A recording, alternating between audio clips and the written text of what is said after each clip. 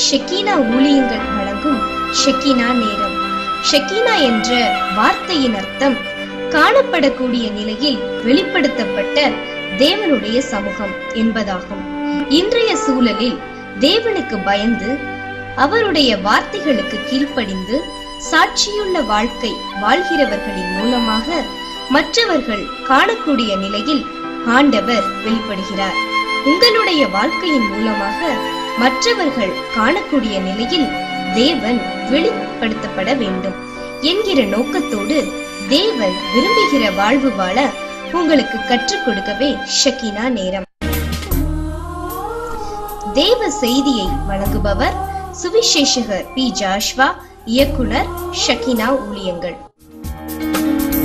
கிறிஸ்துவுக்குள் அன்பான ஷெக்கீனா நேரம் தொலைக்காட்சி நேயர்களே, ஆண்டவராகிய இயேசு கிறிஸ்துவின் இனிய நாமத்திலே உங்களை வாழ்த்துகிறேன். உங்களோடு கூட சேர்ந்து ஆண்டவருடைய வார்த்தைகளை படிக்கவும், உங்களுக்கு ஆண்டவருடைய வார்த்தையை சொல்லிக் கொடுக்கவும் ஆண்டவர் கொடுத்திருக்கிற இந்த மகத்தான நேரத்திற்காக ஆண்டவருக்கு நன்றி உள்ளவனாயிருக்கிறேன். ஒவ்வொரு வாரமும் நாம் தவறாமல் இந்த தொலைக்காட்சி நிகழ்ச்சியின் வழியாக ஆண்டவருடைய சமூகத்திலே அமர்ந்து அவருடைய வசனங்களை படிப்பது என்ற இந்த உன்னதமான பாக்கியத்தை ஆண்டவர் நமக்கு தந்திருக்கிறதற்காக நான் அவருக்கு நன்றி உள்ளவனாயிருக்கிறேன். உங்களுக்கு வேத வசனங்களை போதிக்கிற இந்த ஊழியத்தை என்னுடைய கரத்திலே தந்திருக்கிறேன். ஆண்டவருக்கு நான் நன்றியுள்ளவனாயிருக்கிறேன். இந்த வேளையிலே திரும்பவும் ஒரு காரியத்தை நான் உங்களுக்கு நினைவுபடுத்த விரும்புகிறேன். அடிக்கடி நான் சொல்லிக் கொண்டு வருவதன்படி நம்முடைய ஷெக்கீனா ஊழியங்களுக்கு இது 10வது ஆண்டு. இந்த ஆண்டு ஆண்டவர் நமக்கு செய்த இந்த மகத்துவங்களுக்காக இந்த 10 ஆண்டுகளாக ஆண்டவர் இந்த ஊழியத்தை நடத்தி கொண்டு வருகிறார். அவருடைய பெரிய கிருபைகளை நினைத்து அவருக்கு நன்றி செலுத்துகிற ஒரு சிறப்பு நன்றி கூடுகை ஒன்று அக்டோபர் மாதத்திலே ஆண்டவருக்கு சித்தமானால் மதுரையிலே நடத்த நாம் திட்டமிட்டிருக்கிறோம், யோசித்துக் கொண்டிருக்கிறோம். அதற்காக உங்களிலே சிலர் ஜெபித்துக் கொண்டிருக்கிறீர்கள். அந்த கூடுகைக்காக நீங்கள் தொடர்ந்து ஜெபிக்க உங்களை அன்போடு தாழ்மையோடு கேட்டுக்கொள்கிறேன். ஆண்டவர் நமக்கு கொடுத்திருக்கிற அந்த நாளிலே நாம் மதுரையிலே ஒரு இடத்திலே ஒன்றிணைந்து ஆண்டவருடைய நாமத்தை மகிமைப்படுத்துவோம். அதோடு கூட இப்படி தொலைக்காட்சியிலே ஒருவர் சந்தித்துக் கொண்டிருக்கிற நாம் அந்த நாளிலே ஒருவர் நேரடியாக சந்தித்து ஆண்டவர் நமக்கு செய்திருக்கிற நன்மைகளை நாம் பகிர்ந்து கொள்வோம். ஆண்டவருக்கு நன்றி உள்ளவர்களாக இருப்போம். இந்த கூடுகைக்காக நீங்கள் ஜெபிக்க ஆயத்தமாக உங்களை அன்போடு கேட்டுக்கொள்கிறேன். அருமையான தெய்வ மக்களே, ஷெக்கீனா நேரம் தொலைக்காட்சி நேயர்களே, நம்முடைய இந்த நிகழ்ச்சிகளிலே நாம் தொடர்ச்சியாக ஒரு காரியத்தை கடந்த பல நிகழ்ச்சிகளிலே படித்து வருகிறோம். கிறிஸ்துவுடன் கூட எழுந்தவர்கள் எப்படிப்பட்ட நிலையிலே வாழ ஆண்டவர் விரும்புகிறார், எப்படிப்பட்ட வாழ்வு வாழ அழைக்கப்பட்டிருக்கிறோம் என்பதை குறித்து நாம் தொடர்ச்சியாய் படித்து வருகிறோம். அந்த வரிசையிலே கொலோசையர் நிருபத்தின் 3வது அதிகாரத்தின் ஆரம்பத்திலிருந்து 1வது வசனத்திலிருந்து நாம் படித்து வருகிறோம். இப்போது அதனுடைய 13வது வசனம் நமக்கு சொல்லிக் கொடுக்கிற காரியத்தை நாம் படித்துக் கொண்டிருக்கிறோம். கடந்த 2 நிகழ்ச்சிகளிலே அதை நாம் படித்திருக்கிறோம். 13வது வசனத்தின் முதல் பகுதி ஒருவர் தாங்கி ஒருவர் பேரில் ஒருவர் குறைபாடு உண்டானால் என்கின்ற அந்த பகுதியை 2 நிகழ்ச்சிகளுக்கு முன்னாலே படித்தோம். கடந்த நிகழ்ச்சியிலே அந்த வசனத்தின் அடுத்த பகுதி கிறிஸ்து உங்களுக்கு மன்னித்தது போல அந்த வார்த்தையை எடுத்து நாம் கடந்த நிகழ்ச்சியிலே படித்தோம். கிறிஸ்து அவரோடு கூட உயிர்த்தெழுந்த அவருடைய பிள்ளைகள், அவருக்காக வாழ்ந்து கொண்டிருக்கிற அவருடைய பிள்ளைகளிடத்திலே என்ன வாழ்க்கை எதிர்பார்க்கிறார், அவர்கள் மற்றவர்களோடு கூட உள்ள உறவிலே எப்படிப்பட்ட நிலையிலே வாழ வேண்டும் என்று எதிர்பார்க்கிறார் என்ற வரிசையிலே ஒருவர் தாங்கி ஆதரித்து வாழ வேண்டும். அடுத்து மன்னிக்கிறவர்களாய் வாழ வேண்டும். அந்த மன்னிக்கிறவர்களாய் வாழ வேண்டும் என்ற அந்த பகுதியிலே தான் ஒரு நினைவுறுத்தலை கடந்த நிகழ்ச்சியிலே நாம் விரிவாக படித்தோம். அது என்ன? கிறிஸ்து உங்களுக்கு மன்னித்தது போல ஆண்டவராகிய இயேசு கிறிஸ்து அவருடைய பிள்ளைகளாகிய நம்மை எப்படிப்பட்ட நிலையிலே மன்னித்திருக்கிறார் என்பதை நாம் கடந்த நிகழ்ச்சியிலே விரிவாக படித்திருக்கிறோம். இன்றைக்கு அந்த வசனத்தின் அடுத்த பகுதி என்ன சொல்லுகிறது? கொலோசியர் 23வது அதிகாரத்தின் 13வது வசனத்தின் கடைசி வார்த்தை, ஒருவருக்கொருவர் மன்னியுங்கள். அந்த பகுதி எப்படி இருக்குது? கிறிஸ்து உங்களுக்கு மன்னித்தது போல ஒருவருக்கொருவர் மன்னியுங்கள். அப்ப ஒருவருக்கொருவர் மன்னியுங்கள். நீங்கள் மற்றவர்களோடு கூட உள்ள வாழ்க்கை எப்படி இருக்க வேண்டும்? ஒருவருக்கொருவர் மன்னிக்கிறவர்களாக இருக்க வேண்டும். ஏன் அதை சொல்லுகிறார்? ஒருவருக்கொருவர் தவறு செய்வது என்பது இயல்பு. ஏனென்றால் உலகத்திற்குள்ள வரும்போதே நாம் தவறிழைக்கிறவர்களாகவே வருகிறோம், பாவம் செய்கிறவர்களாக பாவியாகவே வருகிறோம். அப்படி வந்த நாம் மீட்பு பெறுகிறோம். மீட்பு பெற்றாலும் எந்த உலகத்துக்குள்ள இருக்கிறோம்? பாவம் நிறைந்த, பாவம் செய்ய தூண்டக்கூடிய, அல்லது என்னுடைய ஜென்ம சுபாவம் தூண்டுகிற தூண்டுதலின்படி நான் பாவம் செய்கிற ஒரு நிலைக்குள்ள அடிக்கடி போவேன். அப்ப நான் போவேன் என்றால் என்னை போன்ற சக மனிதர்களும் அப்படித்தான் போவாங்க. ஆக அப்படிப்பட்ட ஒரு நிலையிலே ஒருவருக்கொருவர் தவறு இழைத்தல் என்பது தவிர்க்க முடியாத ஒன்று. அது நடக்கும், அது இருக்கதான் செய்யும். அப்ப தவறு செஞ்சுட்டாங்க, அவங்க எனக்கு விரோதமா அப்படி செஞ்சுட்டாங்க, எனக்கு விரோதமா பேசிட்டாங்க, எனக்கு விரோதமா அவங்க எழுப்பிட்டாங்க, அல்லது எனக்கு விரோதமா ஆட்களை கூட்டி இப்படி செஞ்சுட்டாங்கன்னு இப்படியே பேசிக்கொண்டிருப்பது கிறிஸ்தவ வாழ்வு கிடையாது. அல்லது அந்த செயலுக்கு பழிவாங்க துடிப்பது கிறிஸ்தவ வாழ்வு கிடையாது. மாறாக கிறிஸ்தவ வாழ்வு என்பது என்ன? ஒருவருக்கொருவர் மன்னியுங்கள். ஏன் ஒருவருக்கொருவர் மன்னிக்க வேண்டும்? அதனுடைய முதல் பகுதியை கடந்த நிகழ்ச்சியில மிக விரிவாய் பார்த்து விட்டோம். கிறிஸ்துவிடமிருந்து மன்னிப்பை பெற்ற நான் கட்டாயமாய் மற்றவர்கள் செய்கிற தவறையும் மன்னிக்க வேண்டும். என்னுடைய தவறை ஆண்டவர் மன்னிச்சிருக்கிறாரே. நான் வேண்டுமென்றே செய்தாலும், தெரியாமல் செய்தாலும், அல்லது சூழ்நிலைகளின் அடிப்படையிலே தவறு செய்தாலும் என்னுடைய தவறை அவர் அப்பழுக்கில்லாமல் நீக்கி மன்னித்து விட்டாரே. அப்ப அந்த மன்னிப்பை பெற்றிருக்கிற நான் ஒருவருக்கொருவர் மன்னித்தே ஆக வேண்டும். இப்போ அந்த நிலையில என்னுடைய கிறிஸ்தவ வாழ்வு எப்படி இருக்குதுங்கிற கேள்வியை நீங்க கேட்டு பாருங்க. ஐயா, நான் 15 ஆண்டு கிறிஸ்தவனா இருக்கிறேன், நல்லது. நான் வேதத்தை 15 முறை படித்திருக்கிறேன், ரொம்ப நல்லது. ஆனா நீங்க 15 ஆண்டு கிறிஸ்தவங்களா இருக்கிறீங்க, அல்லது வேதத்தை 15 முறை முழுசா ஆதி ஆகமத்தில இருந்து வெளிப்படுத்தல் வரைக்கும் பக்கம் விடாம படிச்சிருக்கிறேன் என்பது உங்களை பரலோக ராஜ்யத்துக்கு கொண்டு போகாது. நல்லா தெரிஞ்சுக்கோங்க. நியாய தீர்ப்புல போயிட்டு நின்றுட்டு, ஆண்டவரே நான் 15 முறை வேதத்தை படிச்சிருக்கிறேன், ஆகையினால என்னைய பரலோகத்துக்கு கொண்டு போங்கன்னு சொன்னா உங்களை மாதிரி பைத்தியக்காரங்க யாரும் கிடையாது. சாமி, நான் வருஷத்துக்கு ஒரு தடவை எனக்கு கொடுத்த அட்டவணைப்படி வேதத்தை படிச்சிருக்கிறேன், வாசிச்சிருக்கிறேன், வீண். ஆண்டவர் எதிர்பார்க்கிற காரியம் என்ன? இந்த வேத வசனங்கள் என்ன சொல்லி கொடுத்திருக்குதோ அதை நீங்க உங்க வாழ்க்கையில செஞ்சிருக்கணும். ஆண்டவரே, இந்த வேதம் என்னை மற்றவர்களை மன்னிக்க சொன்னது, நான் மன்னித்திருக்கிறேன், எனக்கு தெரிஞ்ச அளவு யாரு மேலேயும் எனக்கு கசப்பு இல்லை அப்படின்னு நீங்க நியாய தீர்ப்புல வந்து நின்னீங்கன்னா, வாருங்கள் என் பிதாவினால் ஆசீர்வதிக்கப்பட்டவர்களேன்னு உள்ள அழைக்கப்படுவீர்களே தவிர, நான் வருஷந்தோறும் இந்த வேதாகம அட்டவணைப்படி வேதத்தை வாசித்தேன், அதை செஞ்சேன், இதை செஞ்சேன்னு சொன்னா உங்களுக்கு பிரயோஜனம் இல்லைங்க. நீங்க 15 முறை வாசிச்சாலும் ஆண்டவர் சொல்லி இருக்கிற வேத வசனங்களின்படி உங்க வாழ்க்கையை நீங்க நடத்திக்கிட்டு இருக்கிறீங்களா? இன்னும் கசப்போட நீங்க உள்ளுக்குள்ள இருப்பீங்கன்னா அந்த கசப்பை தூக்கி போடுங்க. மலைப்பிரசங்கத்துல, மத்தேயு 5வது அதிகாரத்தில் ஆண்டவர் அழகான ஒரு மலைப்பிரசங்கம் பண்ணார் இல்லையா? அந்த மலைப்பிரசங்கத்தில் அவர் போதிக்கும் போது ஒரு இடத்துல என்ன போதிக்கிறாரு?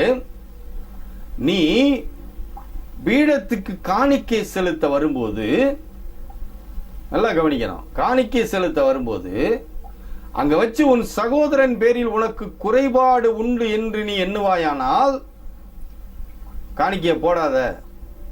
காணிக்கையை அங்கேயே வச்சுட்டு நீ திரும்பி போய் உன் சகோதரனோடு ஒப்புரவாகிவிட்டு அவனோடு உள்ள குறைகளை மன்னித்து விட்டு, அல்லது அவனிடத்தில் மன்னிப்பு கேட்க வேண்டுமானால் அந்த மன்னிப்பை கேட்டுவிட்டு ஒப்புரவாகிட்டு, அந்த உள்ளுக்குள்ள அந்த கரை இல்லாமல் கசப்பு இல்லாமல், அதுக்கு பிறகு நீ வந்து அந்த காணிக்கையை எடுத்து எனக்கு செலுத்துன்னு ஆண்டவர் சொல்றாருங்க. இதுக்கு மேல என்ன அவர் சொல்லணும்? ஒருத்தர் மன்னிக்காம வாழணுங்கிற அந்த நிலையில இருக்கிறவங்களுக்கு எதிராக சொல்லப்படுகிற வார்த்தையை பாருங்களேன். அப்படின்னா என்ன அர்த்தம்? நீங்க சமூகத்துக்கு வராதங்கிறாரு. நான் இவங்களை மன்னிக்க முடியாது, அவங்கள மன்னிக்க முடியாது, இவங்களுக்கு எதிராக எனக்கு ஒரு கசப்பு நான் உள்ளுக்குள்ள வச்சிருக்கிறேன்னு சொன்னா, அப்படி ஒரு கசப்போடு நீ என்னை தேடி வராதே, இதான அதுக்கு அர்த்தம். காணிக்கையை வச்சுட்டு நீ போய் உன் சகோதரனோடு ஒப்புரவாகிட்டு பிறகு வந்து அந்த காணிக்கையை செலுத்துன்னு சொல்றாரு. அதுக்கு அர்த்தம் என்ன?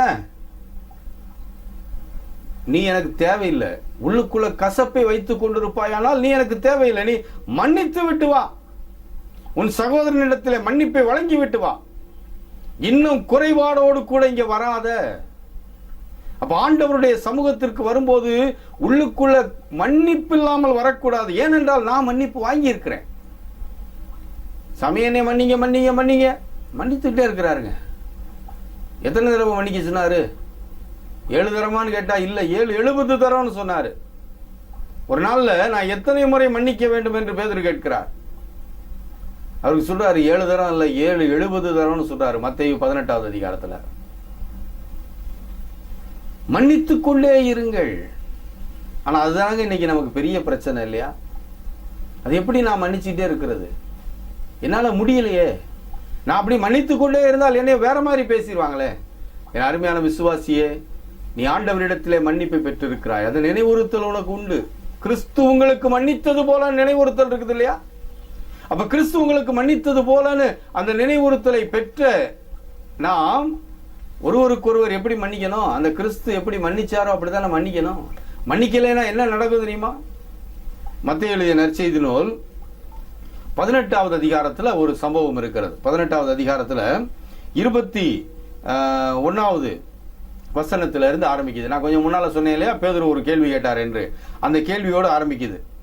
மத்தேயு 18:21 வாசிக்கிறேன். அப்பொழுது பேதுரு அவரிடத்தில் வந்து, ஆண்டவரே, என் சகோதரன் எனக்கு விரோதமாய் குற்றம் செய்து வந்தால் நான் எத்தனை தரம் மன்னிக்க வேண்டும்? 7 தரம் மட்டுமோ என்று கேட்டான். அதற்கு இயேசு, 7 தரம் மாத்திரமல்ல, 70 தரம் மட்டும் என்று உனக்கு சொல்லுகிறேன் சொல்லிட்டு அடுத்து ஒரு உவமையை சொல்றார், ஒரு கதையை சொல்றார்.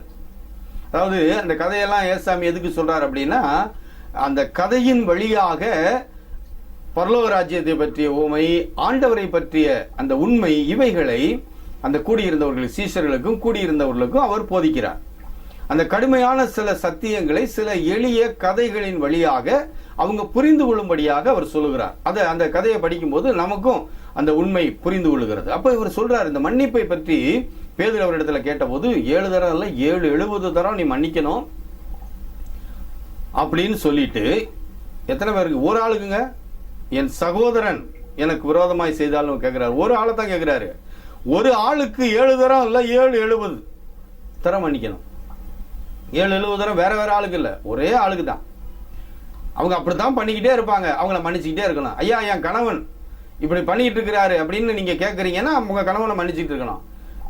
அல்லது என் மனைவி இப்படி பண்ணிக்கிட்டே இருக்கிறா அப்படின்னா நீங்க மன்னிச்சுக்கிட்டே தான் இருக்கணும். என் பிள்ளை இப்படி பண்ணிக்கிட்டே இருக்குதுன்னா மன்னிச்சுக்கிட்டே தான் இருக்கணும். என் அருமையான தெய்வ மக்களே, மன்னிப்பை பெற்றிருக்கிறோம். நாம ஒருவருக்கொருவர் மன்னிக்க வேண்டும் என்ற அந்த அறிவுறுத்தலை பெற்றிருக்கிறோம். மன்னிக்க வேண்டும், மன்னிப்பை பெற்றிருக்கிறோம் என்ற நினைவுறுத்தலை பெற்ற நாம் மன்னிக்க வேண்டும் என்று அறிவுறுத்தப்படுகிறோம். ஆக இந்த இடத்துல அவர் ஒரு சம்பவத்தை சொல்றார், ஒரு கதையை சொல்ல ஆரம்பிக்கிறார். என்னன்னா, ஒரு எஜமான் இடத்துல கடன்பட்ட ஒரு மனிதன். அவன் எவ்வளவு கடன்பட்டான் அப்படின்னா 10,000 தாலந்து என்று இங்க எழுதி இருக்கிறது. அது மிக அதிகமான ஒரு பணம். உதாரணத்துக்கு வச்சுக்கோமே, ஒரு 10,000 ரூபான்னு வச்சுக்குவோம். அந்த ஒரு 10,000 ரூபாய் கடன் தன்னுடைய எஜமானிடத்திலே பெற்ற ஒரு மனிதன் கடனை செலுத்தாம தாமதிச்சுட்டே இருக்கிறான். அப்ப அவனுடைய எஜமான் அவனை பிடித்து அவனுடைய கடனை செலுத்தி தீர்க்க மட்டும் அவனை காவல்ல போடுங்க அப்படின்னு சொல்லி அவனுடைய ஆட்களுக்கு சொல்லுகிறான். அப்போ இந்த மனிதன், இந்த கடன்பட்ட இந்த மனிதன் எஜமானிடத்துல கெஞ்சி கேட்டுக்கொள்கிறான், ஆண்டவரே, எஜமானே, இந்த கடனை செலுத்துறதுக்கு இப்போது எனக்கு திராணி இல்லை, எனக்கு கொஞ்சம் சமயம் கொடுங்க. ஆனா அந்த பெருந்தன்மை கொண்ட அந்த எஜமான் என்ன பண்ணிட்டாரு, உன்னுடைய கடனை நான் மொத்தமாய் மன்னித்து விட்டேன், நீ அந்த கடனையே செலுத்த வேண்டாம் போன்னு சொல்லி அனுப்பிட்டாரு. எவ்வளவு பெரிய மன்னிப்பு பாத்தீங்களா? கிறிஸ்து உங்களுக்கு மன்னித்தது போல. இவன் அவரிடத்தில் அவ்வளவு பெரிய மன்னிப்பு வாங்கிட்டான். அவன் கேட்டது, கொஞ்சம் எனக்கு தாமதமாய் கடனை அடைப்பதற்கு எனக்கு கொஞ்சம் டைம் கொடுங்கன்னு கேட்டா, அவன் எஜமான் என்ன சொல்லிட்டாரு, நீ மொத்தமா அவனுக்கு மன்னிச்சுட்டேன் போன்னு சொல்லிட்டாரு. அவன் அதோ அந்த மன்னிப்பை பெற்ற அந்த மனிதன் போய்கொண்டிருக்கிறான். போய்கொண்டிருக்கும் போது நடக்கிற இன்னொரு சம்பவம் என்னன்னா, இவங்கிட்ட 100 வெள்ளி கடன் வாங்கின ஒருத்தன் வரான் எதிர்த்தாப்புல. இப்ப நம்ம பாலினியில் எடுத்துக்கோமே, அவன் 10,000 மன்னிக்கப்பட்டு விட்டு வருகிறான். இவனிடத்துல ஒரு 1000 ரூபாய் கடன் வாங்கினவன் எதிர்த்து வர்றான். இவனை எதிர்த்து வந்தவனை பார்த்த உடனே இவன் அவங்கிட்ட கேட்கிறான், கேட்டு அந்த கடன் தொகையை திருப்பி செலுத்துன்னு கேட்கிறான். கேட்ட போது அவன் என்ன சொல்றான்னா, எஜமானே, எனக்கு இப்போ அந்த கடனை செலுத்துவதற்கு திராணி இல்லை, எனக்கு இன்னும் கொஞ்சம் டைம் கொடுங்க. ஆனா இவன் என்ன பண்ணிட்டான், அவனுக்கு டைம் கொடுக்கல, அவனுக்கு கால அவகாசம் கொடுக்காம அவனை உபாதிக்கிறவருடைய கரத்திலே ஒப்பு கொடுத்து விட்டான்.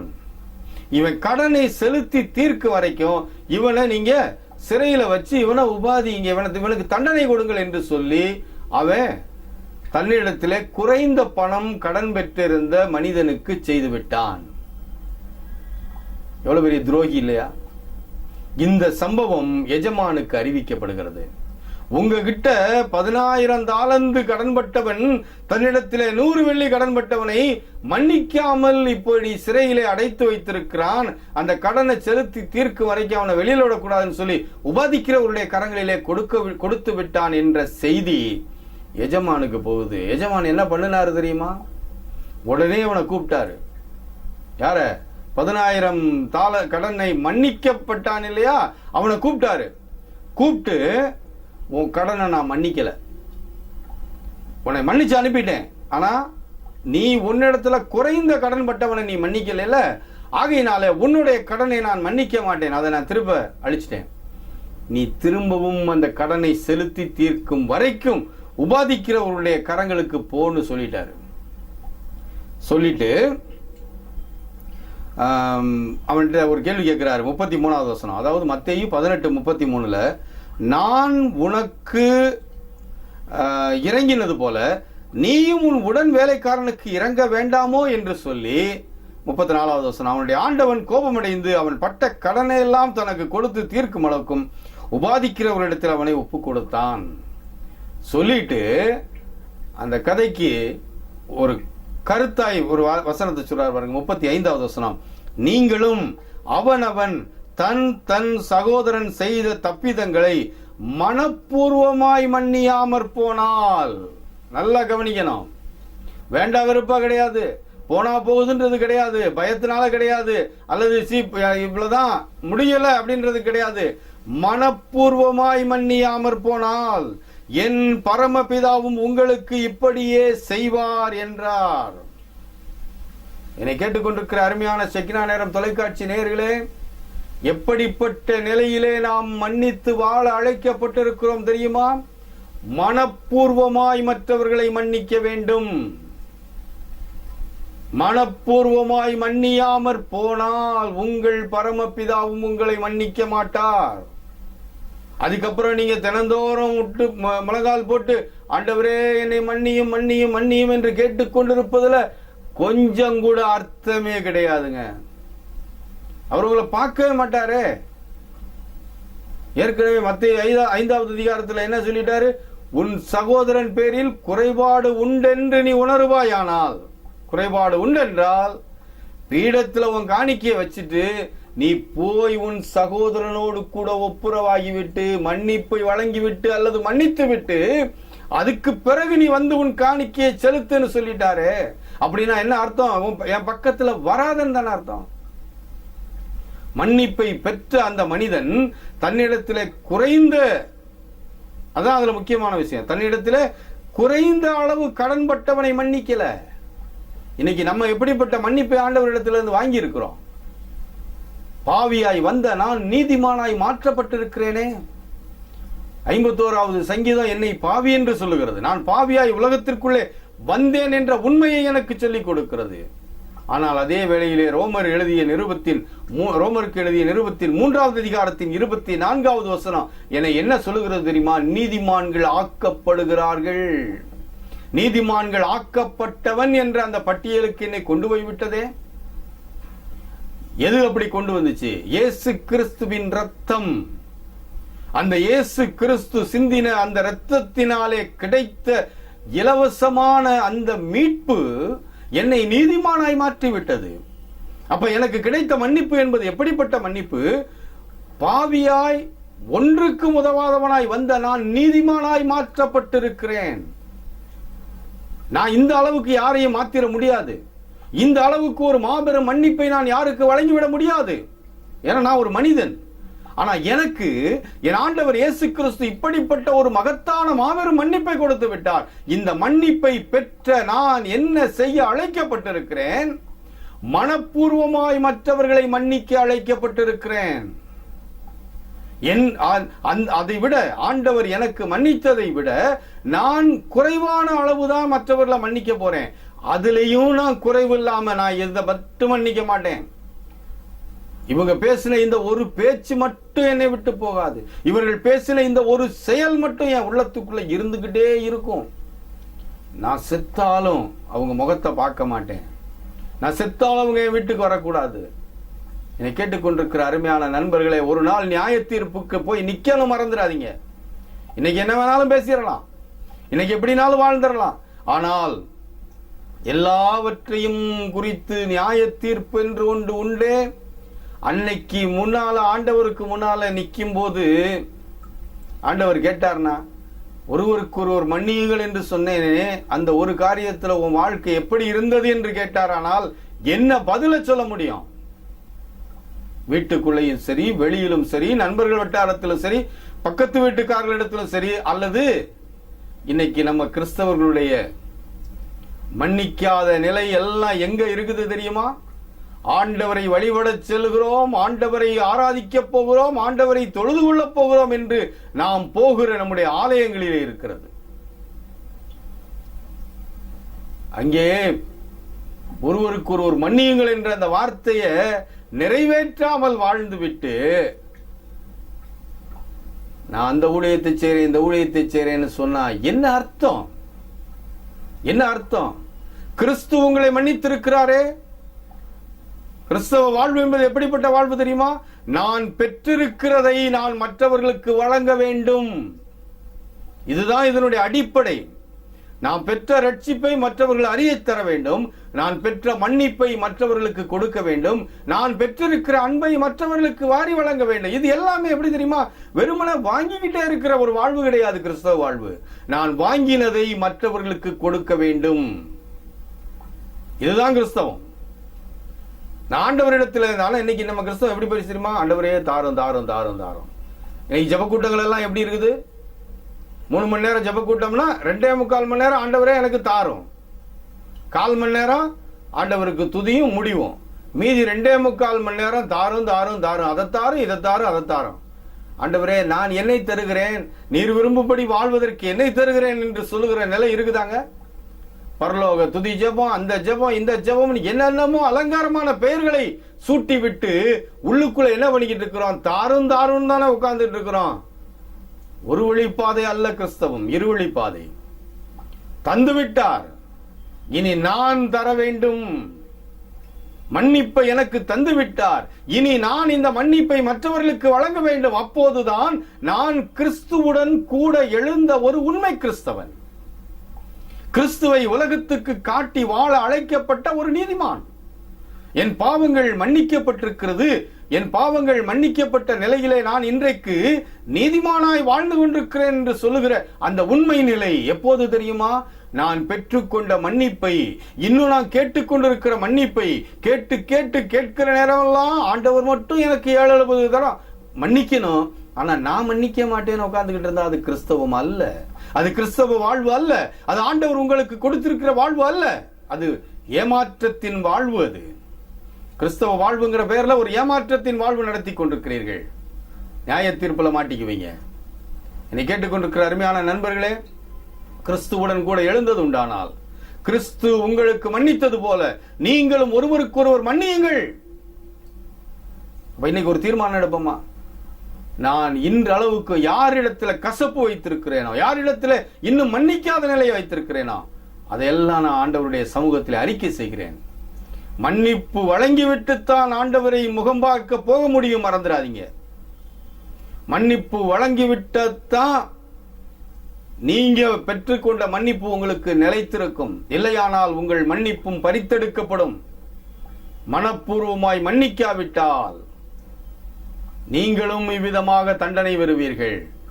நான் மன்னிப்பு வாங்கிட்டேன், இனிமே நான் அப்படியே பரலோகத்துக்கு போயிருவேன் நினைக்காதீங்க. மன்னிப்பை வாங்கின நீங்கள் மற்றவர்களையும் மன்னிக்க வேண்டும். ஜெபிக்கலாமா? எங்கள் நல்ல ஆண்டவரே, இந்த நாளுக்காக நன்றி செலுத்துகிறோம். இன்னைக்கு நீர் எங்களுக்கு சொல்லிக் கொடுத்த பாடத்திற்காக நன்றி ஆண்டவரே. ஒருவருக்கு ஒருவர் மன்னிக்க வேண்டும் என்ற அந்த நிலையை இன்றைக்கு தெளிவாக வசனங்களின் வழியாக எங்களுக்கு போதித்ததற்காக உங்களுக்கு நன்றி. நாங்கள் அப்படிப்பட்ட வாழ்வு வாழ எங்களுக்கு நீர் கிருபை தாரும். இயேசு கிறிஸ்துவின் வழியாய் வேண்டுகிறோம் பிதாவே, ஆமென்.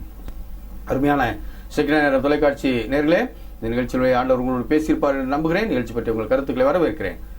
என்னுடைய தொலைபேசிக்கு தொடர்பு கொண்டு தெரிவிக்க உங்களை அன்போடு தாழ்மையோடு கேட்டுக்கொள்கிறேன். ஆனால் ஒரு சித்தமானால் இன்னொரு நிகழ்ச்சியிலே நாம் ஒருவர் சந்திப்போம். அதுவரைக்கும் ஆண்டவரின் கிருபை உங்களோடு கூட இருப்பதாக. ஆமென்.